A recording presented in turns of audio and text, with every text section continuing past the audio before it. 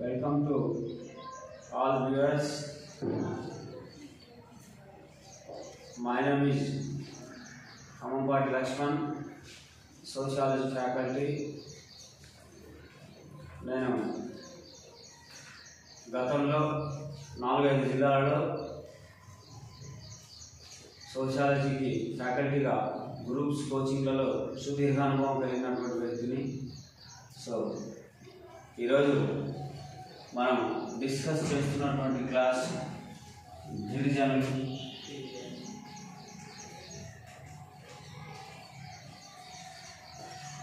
సాధారణంగా గిరిజనులని ఎవరిని అంటారంటే ఆ పేరులోనే ఉంది, గిరి ప్లస్ జనులు, గిరిజనులు. గిరి అని అంటే కొండ, గుట్టలు, ఈ ప్రాంతాలలో నివసించేటటువంటి వాళ్ళని గిరిజనులు అంటారు. సాధారణ పరిభాషలో వీళ్ళని వనవాసీలు, వనజాతాలు, అరణ్యవాసులు, ఇలా వివిధ రకాలైనటువంటి పేర్లతోని పిలుచుకునేటటువంటి అవకాశం ఉంది. గిరిజనులు మరి ఎవరిని గిరిజనులు అనాలి అనేదానికి గిరిజనుల యొక్క వాళ్ళ లక్షణాలు ఎలా ఉంటాయనేటటువంటి విషయాన్ని కనుక మనం పరిశీలించినట్లయితే, గిరిజనులు కొండ ప్రాంతాలు, గుట్ట ప్రాంతాలు, పర్వత ప్రాంతాల దగ్గర నివాసం ఉంటూ ప్రత్యేకమైన సంస్కృతిని కలిగి ఉంది. భాషా సంస్కృతి, ప్రత్యేకమైన భాషా సంస్కృతిని కలిగి ఉంది. అటవీ ఉత్పత్తుల సేకరణ చేసుకుంటూ వేట ప్రధానంగా కలిగి ఉంది. పోడు వ్యవసాయం చేసేటటువంటి ప్రజలని, ఆదిమజాతి లక్షణాలు ఉన్నటువంటి ప్రజలని గిరిజనులుగా వర్గీకరణ చేయవచ్చు. ఇక్కడ ప్రధానంగా గిరిజనుల్లో ఏమొస్తుంది? ఇక్కడ వేట వస్తుంది, అదేవిధంగా అటవీ ఉత్పత్తుల సేకరణ వస్తుంది, అదేవిధంగా ప్రత్యేకమైన భాషా సంస్కృతి ఉంటుంది, ఆదిమ జాతి లక్షణాలు ఉంటాయి.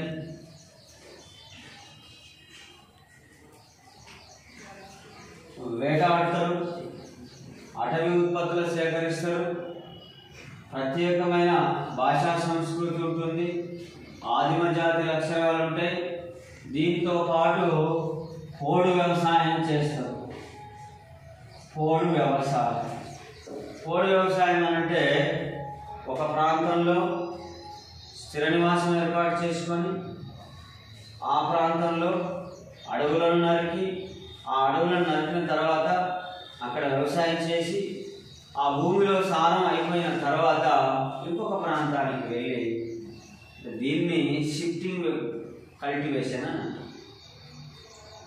ఒక ప్రాంతం నుంచి ఇంకో ప్రాంతానికి వెళ్ళి వ్యవసాయం చేసేటటువంటి దాన్ని పోడు వ్యవసాయం. ఆ ప్రాంతంలో భూమి, అక్కడ అడవిని నరికేసి భూసారాన్ని అంతా కోల్పోయిన తర్వాత ఇంకొక ప్రాంతానికి వెళ్ళి మళ్ళీ అక్కడ కూడా అడవుల్ని నరికేసి అక్కడ వ్యవసాయం చేసుకుంటూ పురాతనమైన వ్యవసాయ పద్ధతుల ద్వారా వ్యవసాయం చేసేటటువంటి పరిస్థితి, దాన్ని మనం పోడు వ్యవసాయం అంటాం. ఈ లక్షణాలన్నీ గిరిజనులకు ఉండాలి. ఈ లక్షణాలు ఉన్నటువంటి వీటితో పాటుగా ఇంకా ఆధునిక నాగరిక సమాజంలో కలవకుండా ఒంటరి జీవనానికి అలవాటు పడేటటువంటి తెగలని, వాళ్ళని మనం గిరిజనులు అంటాం. సాధారణంగా మనకు స్వతంత్రం రాకముందు, భారతదేశానికి స్వాతంత్రం రాకముందు గిరిజనులు వీళ్ళు బ్రిటిష్ వాళ్ళు వీళ్ళని ఏమని గుర్తించారు అని అంటే నోటిఫైడ్ ట్రైబ్స్ అని గుర్తించి,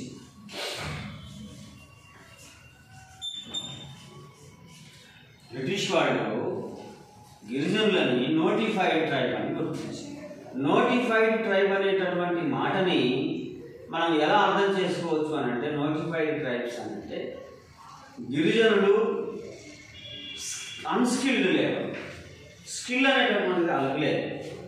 వీళ్ళు అన్స్కిల్ కాబట్టి బతకడానికి ఏదో ఒకటి కావాలి కాబట్టి వీళ్ళు దోపిడీలు దొంగతనాలు చేసేటటువంటి వాడు. సంచార జీవనం చేసుకుంటూ దోపిడీలు దొంగతనాలు చేసేటటువంటి వాళ్ళని నోటిఫైడ్ ట్రైబ్స్గా ఈస్ట్ ఇండియా బ్రిటిష్ ప్రభుత్వం గుర్తించడం జరిగింది. సో ఆ తర్వాత స్వతంత్రం వచ్చిన తర్వాత గిరిజనులని భారతదేశ ప్రభుత్వం డిఎన్టీగా గుర్తించింది. డిఎన్టీ అని అంటే ప్రాముఖ్యమైనటువంటి మాట, ఇది డినోటిఫైడ్ ట్రైబ్స్గా గుర్తించడం జరిగింది.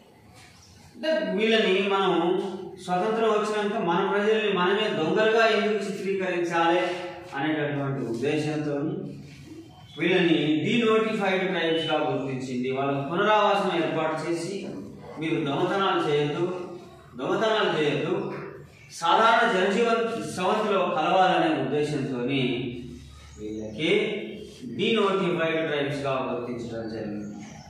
ఆ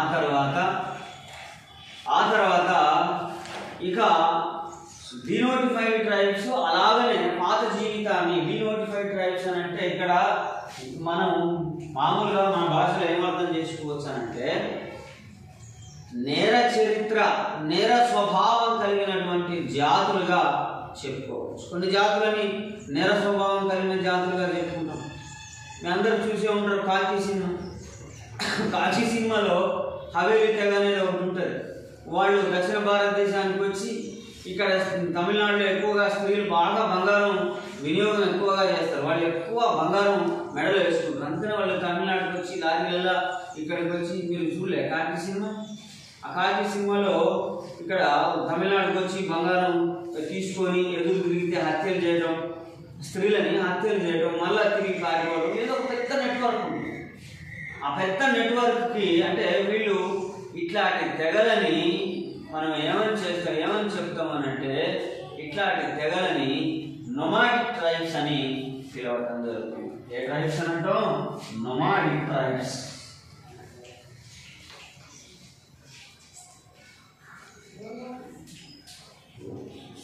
అంటే ఇంకా కూడా స్వతంత్రం వచ్చి ఇన్ని సంవత్సరాలు అవుతున్నా కానీ అదే సంచార జీవనాన్ని కొనసాగిస్తూ దోపిడీలు, హత్యలు, దొంగతనాలు ఇలాంటివన్నీ కూడా చేస్తూ పాత జీవితాన్ని గడిపేటటువంటి స్వభావం కలిగినటువంటి తెగలని ఏమంటామనంటే నొమాడిక్ ట్రైబ్స్ అంటారు. స్వతంత్రం రాకముందు మనకు ఏమిచ్చిరు? నోటిఫైడ్ ట్రైబ్స్ అని ఇచ్చారు. స్వాతంత్రం రాకముందు గిరిజనులని, కొన్ని తెగలని నోటిఫైడ్ ట్రైబ్స్ అన్నాము. స్వాతంత్రం వచ్చిన తర్వాత కొంతమందిని వాళ్ళకు పునరావాసం కల్పించి పాత జీవితాన్ని మార్చేసి వాళ్ళకి స్కిల్ని ఇచ్చి వాళ్ళని జనజీవన స్రవంతిలో కలిపే విధంగా చేస్తే వాళ్ళని డినోటిఫైడ్ ట్రైబ్స్ అన్నాం. డినోటిఫైడ్ ట్రైబ్స్ అని పిలిచాం. డినోటిఫైడ్ ట్రైబ్స్ని మరి ఇక్కడ నేర స్వభావం కలిగినటువంటి వాళ్ళు మనకు ఉమ్మడి ఆంధ్రప్రదేశ్లో నేర స్వభావం కలిగినటువంటి వాళ్ళు ఎవరున్నారు అని అంటే యానాదులు అనేటటువంటి తెగ నేర స్వభావం కలిగి ఉన్నారు. వీళ్ళు ఎక్కువగా ప్రకాశం, నెల్లూరు, గుంటూరు, కృష్ణా ఈ జిల్లాలో విస్తరించి ఉండేటటువంటి వాడు. దాని మీదనే మీకు ఇంతకుముందు గతంలో చిరంజీవి సినిమా కూడా వచ్చింది. స్టూవర్ట్పురం పోలీస్ స్టేషన్ అనే పాత సినిమా ఒకటి ఉండేది. వాళ్ళందరూ కూడా సంచార జీవనం కొనసాగిస్తూ అలా ఉండేటటువంటి వాడు. వాళ్ళని డినోటిఫైడ్ ట్రైబ్స్ అని చెప్పడం జరిగింది. డినోటిఫైడ్ ట్రైబ్స్ ఎగ్జాంపుల్ యానాదులు అని చెప్పినాం. తర్వాత నొమాడిక్ ట్రైబ్స్ కాకి సినిమాలు చూసి ఉంటారు. వాళ్ళని అంటే వాళ్ళు అప్పటి నుంచి కూడా మొఘల్ సామ్రాజ్య చరిత్రలో మొఘల్ పీరియడ్లో కానించి అక్కడి నుంచి వాళ్ళ హవేలీ తెగ, పంజాబ్, రాజస్థాన్, తర్వాత హర్యానా ఈ పరిసర ప్రాంతాలలో ఉంటూ దోపిడీలు, హత్యలు చేసుకుంటూ లారీలు తీసుకొని వచ్చి ఇక్కడ అంటే ట్రాన్స్పోర్ట్ డిపార్ట్మెంట్లో పనిచేస్తూ, ట్రాన్స్పోర్ట్ రంగంలో మోటార్ వాహన రంగంలో పనిచేస్తూ వాళ్ళు సమయం చూసుకొని అదును చూసుకొని హత్యలు చేసేటటువంటి వాళ్ళని మనము నొమాడిక్ ట్రైబ్స్ అని పిలుస్తాం. అంటే మనం ఏం మాట్లాడుతున్నాం ఇక్కడ? నోటిఫైడ్ ట్రైబ్స్ గురించి మాట్లాడుకున్నాం, డినోటిఫైడ్ ట్రైబ్స్ గురించి మాట్లాడుకున్నాం, తర్వాత నొమాడిక్ ట్రైబ్స్ గురించి మాట్లాడుకున్నాం. నొమాడిక్ ట్రైబ్స్ గురించి మాట్లాడుకోవడం జరిగింది. సో ఆ తర్వాత ఒక్కొక్కరు ఆంథ్రోపాలజిస్ట్ అనొచ్చు, లేదా ఎథనాలజిస్ట్ అని కూడా అనొచ్చు, లేదా మానవ శాస్త్రవేత్తలు అనొచ్చు. మొదట్లో వీళ్ళని అధ్యయనం చేసినటువంటి వాళ్ళలో ఒక్కొక్కరు శాస్త్రవేత్తలు గిరిజనులకి ఒక్కొక్క రకమైనటువంటి పేరుని ఇవ్వడం జరిగింది. గిరిజనులకు ఒక్కొక్కరికి ఒక్కొక్క పేరుని ఇవ్వడం జరిగింది. అందులో రిస్లే మెవర్ ఎల్విన్ అనేటటువంటి వీళ్ళిద్దరు ఏం పేరు ఇచ్చినట్టు గిరిజనులని అబారిజినల్స్ అని పిలవడం జరిగింది. అబారిజినల్స్ అంటే అబారిజినల్స్ అంటే ఆ ప్రాంతంలో ఉన్నటువంటి నిజమైన ప్రజలు, ఒరిజినల్ పీపుల్ అని అర్థం అబారిజినల్స్. వీళ్ళ తర్వాత అంటే ఒక్కొక్కరు ఒక్కొక్క రకమైన పేరు నుంచి ఈ పేరు గతంలో మీరు 2016లో వచ్చినటువంటి గ్రూప్ 2లో కనుక మీరు చూసినట్లయితే అందులో ఈ చార్ట్ నుంచి ఒక ప్రశ్న వచ్చింది, ఒక మార్క్ వచ్చింది చార్ట్ నుంచి. తర్వాత రెండవ వారు ఎవరంటే హట్టన్. ఈయన ఏమన్నాడంటే ప్రిమిటివ్ ట్రైబ్స్ అన్నాడు. ప్రిమిటివ్ ట్రైబ్స్ అని హట్టన్ ఏమన్నాడు? ప్రిమిటివ్ ట్రైబ్స్ మీన్స్ ఆదిమ జాతి ప్రజలు అని. ప్రిమిటివ్ ట్రైబ్స్ అని అంటే ఆదిమ జాతి ప్రజలు. అదేవిధంగా గుజరాత్ గిరిజన గాంధీ అని ఎవరిని అంటారంటే టక్కర్ బాబా. ఈయన ఏమన్నాడంటే గిరిజనులని ఆది ప్రజ. ఇదే మాట టక్కర్ బాబా గుజరాత్లో ఉన్న గిరిజనులని ఏమన్నాడు అని అంటే ఆది ప్రజ అని పిలవడం జరిగింది. టక్కర్ బాబా గుజరాత్లో ఉన్నటువంటి గిరిజనులని ఆది ప్రజ అనడం జరిగింది. అదేవిధంగా ILO ఇంటర్నేషనల్ లేబర్ ఆర్గనైజేషన్ ఏమన్నది? ILO అంటే ఇండిజినస్ పీపుల్ అని పిలవడం జరిగింది.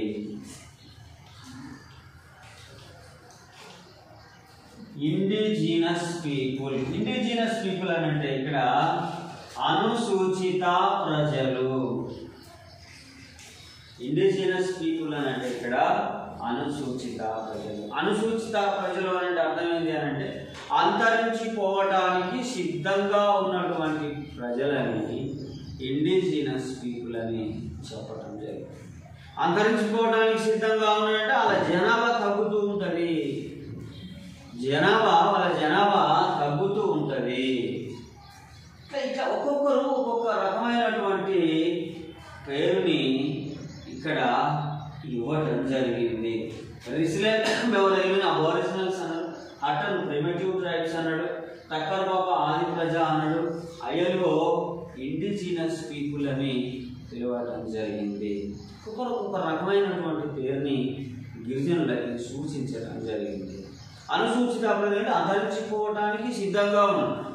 సాధారణంగా మనకైతే కుటుంబాల్లో 2 లేదా 3 పిల్లలు జన్మిస్తుంటారు, కానీ అక్కడ జన్మనిచ్చేటటువంటి తల్లులే చనిపోతున్నారు. కాబట్టి అది జనాభా పెరగదు.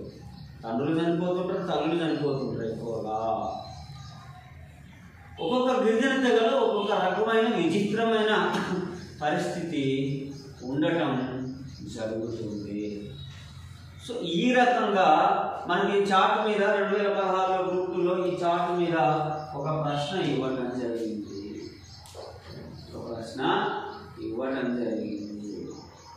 సో మరి భారతదేశంలో ఉన్నటువంటి గిరిజనులలో అంటే మనకు ఉన్నటువంటి మొత్తం గిరిజనులలో మనకు దేశవ్యాప్తంగా ఉన్నటువంటి ఎన్ని తెగలు ఉన్నాయంటే 705 తెగలు. దేశవ్యాప్తంగా 705 గిరిజన తెగలు ఉండటం జరిగింది. దేశవ్యాప్తంగా ఉన్నటువంటి 705 గిరిజన తెగలలో ఇందులో మనం లాస్ట్లో ఏమనుకున్నాం?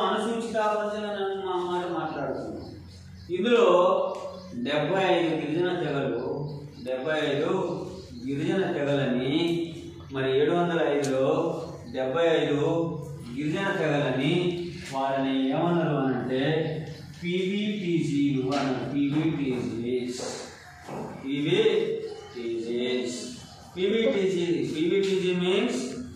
PVTG means particular vulnerable tribes అని చెప్పవచ్చు.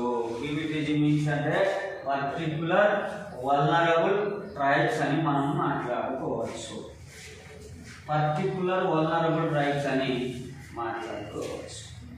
సో ఈ పీవీటీజీలలో పోయినసారి గతంలో సిడిపో ఎగ్జామ్లో కానీ ఈఓ ఎగ్జామ్లో కానీ ఏమడిగారంటే పీవీటీజీని విస్తరించుము అన్నారు. Particular vulnerable tribal groups. అంతకుముందు పీటీజీలుగా 75 కంటే ముందు వీళ్ళని పీటీజీగా గుర్తించడం జరిగింది.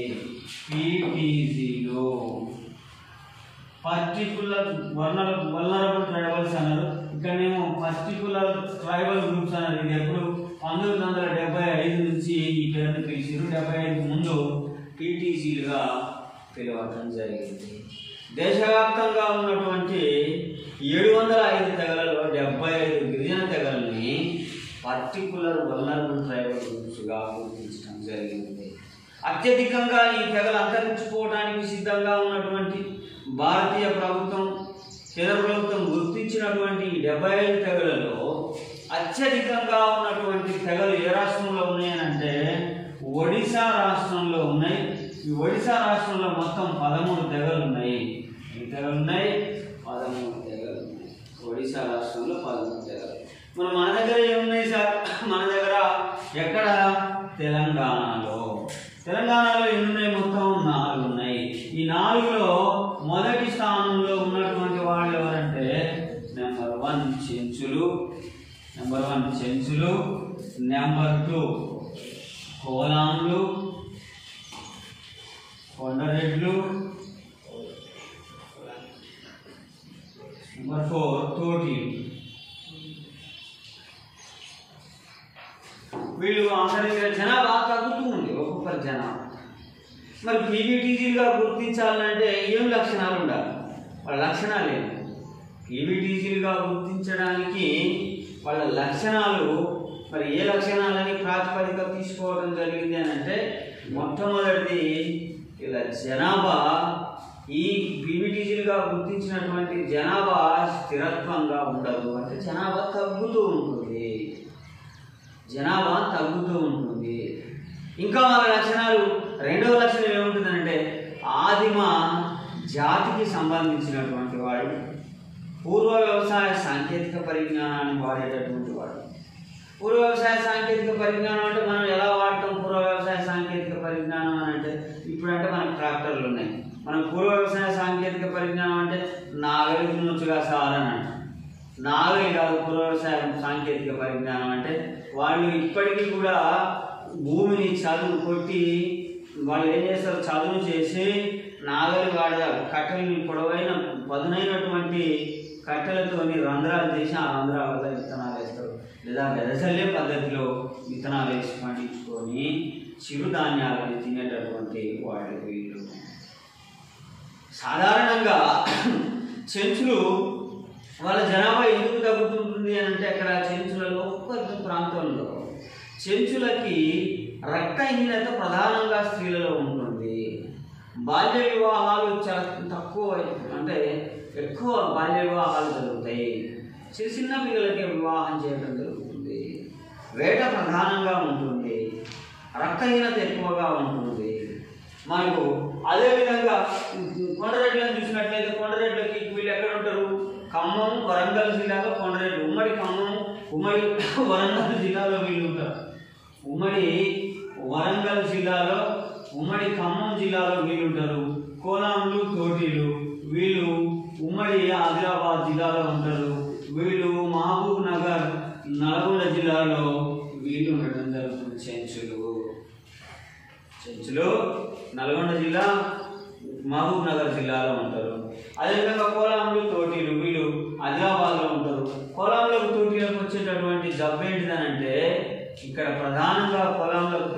వచ్చేటటువంటి జబ్బు తలసీమియా. తలసీమియా అనేటటువంటి జబ్బు వస్తుంది. తలసీమియా మరి అక్కడ తలసీమియా వస్తే తలసీమియా వచ్చినప్పుడు ప్రతి 15 రోజులకు ఒకసారి రక్తాన్ని ఎక్కించేటటువంటి ప్రయత్నం చేయాలి. అంటే సాధారణంగా ఉండేటటువంటి రక్తం మన రక్తంలో నిరంతరం కొన్ని కణాలు చచ్చిపోతూ ఉంటాయి, కొన్ని పెరుగుతూ ఉంటాయి. కానీ అక్కడ పెరిగే ఉండవు వాళ్ళ శరీరంలో. అంటే వ్యాధి నిరోధక శక్తి పూర్తి స్థాయిలో తగ్గిపోతూ ఉంటుంది. అదేవిధంగా కొండరెడ్లకు ఏమొస్తుంది అని అంటే అక్కడ ట్యూబర్క్యులోసిస్ ఎక్కువగా వస్తుంది, టీబీ జబ్బు ఎక్కువగా వస్తుంది. ఎందుకు టీబీ వస్తుంది అని అంటే ఒక పూట తినేటటువంటి ఆహారాన్ని అదే ఆహారాన్ని 3 పూటలు తినడం వల్ల టీబీ వస్తుంది.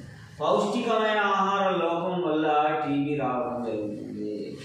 ప్రోటీన్ ఫుడ్ తీసుకోకపోవడం వల్ల, కార్బోహైడ్రేట్ ఫుడ్ తీసుకోకపోవడం వల్ల తీసుకునే ఒక పూటలో తినేటటువంటి అన్నాన్ని ఆహార పదార్థాలని 3 పూటలు తింటే శరీరంలోని అనేక అవయవాలకి అందాల్సినటువంటి క్యాలరీలు అందక టీబీ వస్తుంది.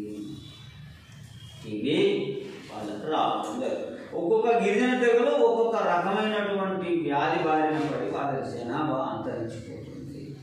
అంటే వీళ్ళ లక్షణాలు ఏమంటే జనాభా స్థిరత్వం ఉండదు, పూర్వ వ్యవసాయ సాంకేతిక పరిజ్ఞానాన్ని వాడతారు, అదేవిధంగా ఆదిమ జాతి లక్షణాలు ఉంటాయి.